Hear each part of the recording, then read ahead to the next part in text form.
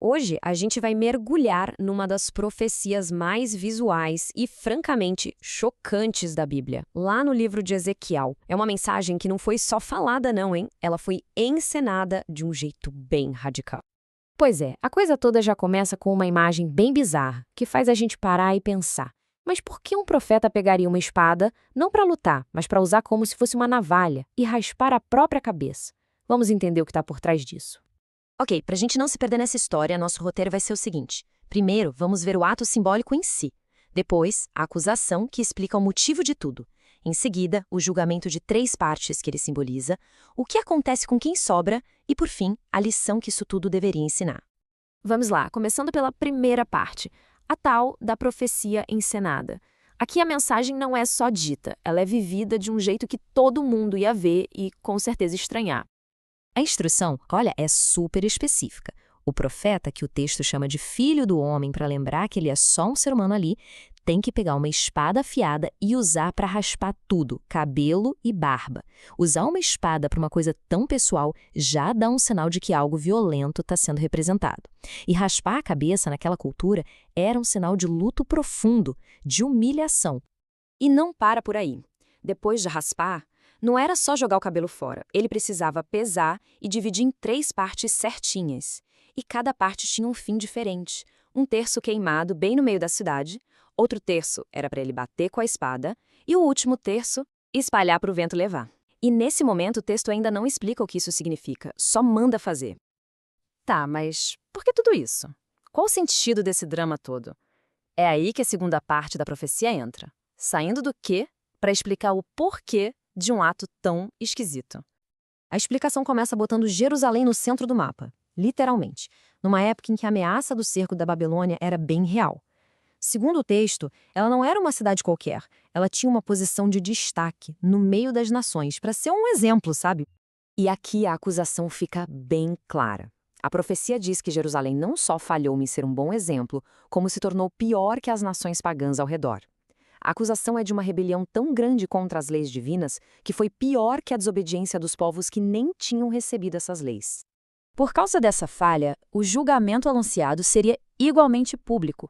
A mesma cidade que foi colocada como exemplo no centro das nações, agora seria julgada à vista de todo mundo. E agora, a gente chega no ponto principal. É aqui que o quebra-cabeça se monta e o símbolo encontra a realidade. Essa parte revela o que significava, afinal, aquela divisão do cabelo do profeta.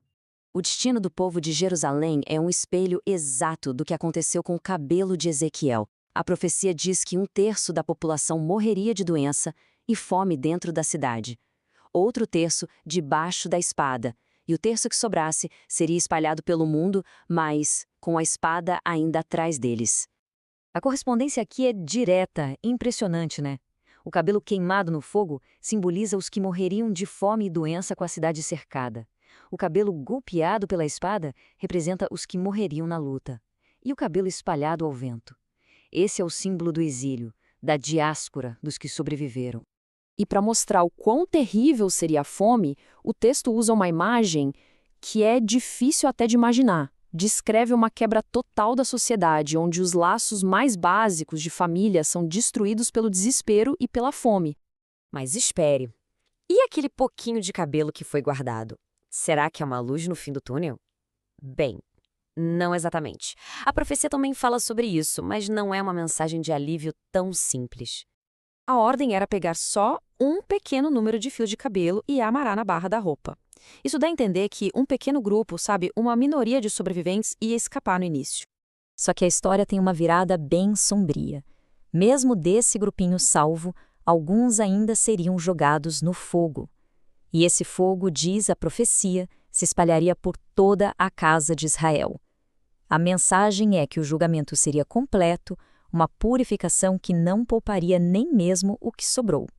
Então, qual era o objetivo final de toda essa destruição? A parte final da profecia deixa claro que a ruína de Jerusalém tinha um propósito: servir de lição poderosa para todo mundo que visse aquilo. Olha só esse contraste. Que coisa! A cidade que deveria ser um farol para todo mundo acaba se tornando o exato oposto, o exemplo de destruição e vergonha. A queda dela seria tão grande quanto a posição que ela tinha antes. A cidade em ruínas ia ter vários papéis para quem olhasse de fora. Ia ser motivo de zombaria, claro, mas também uma instrução. Ia ser uma visão de espanto, um testemunho dos castigos terríveis que aconteceram ali. E o objetivo final, segundo o texto, é este: a certeza. A profecia afirma que quando tudo acontecesse, não ia restar dúvida sobre de onde veio a mensagem. Seria um reconhecimento de que o que foi dito foi cumprido. Então, resumindo, o que faz essa profecia de Ezequiel 5 ser tão marcante? É justamente essa mistura de ação e palavra. A imagem de um homem raspando a cabeça com uma espada e queimando o próprio cabelo é algo que a gente não esquece e incorpora no próprio corpo uma mensagem bem dura sobre ação, responsabilidade e consequência. Isso tudo deixa a gente com uma pergunta no ar para pensar um pouco. O que uma profecia tão gráfica, tão simbólica como essa, nos diz sobre o jeito como avisos são dados e recebidos e sobre as consequências que vêm quando eles são ignorados? Valeu por acompanhar a gente nessa análise.